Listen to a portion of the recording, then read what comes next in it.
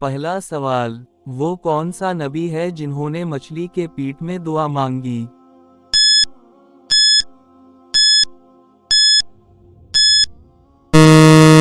सही जवाब है यूनुस।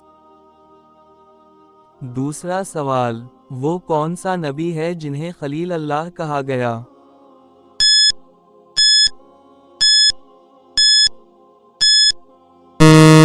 सही जवाब है इब्राहीम। तीसरा सवाल, वो कौन सा परिंदा है जिसने कब्र खोदना सिखाया?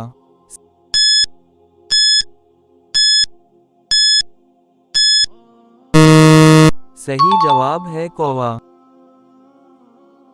चौथा सवाल, वो कौन सा नबी है जिन्हें रूह अल्लाह कहा जाता है?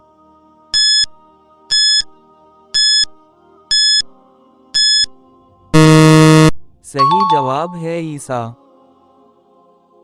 पांचवा आखिरी और अहम सवाल, किसने सबसे पहले सजदे से इनकार किया?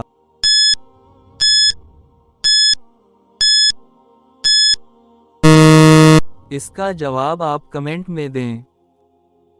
मज़ीद अच्छी वीडियो के लिए चैनल को सब्सक्राइब करें।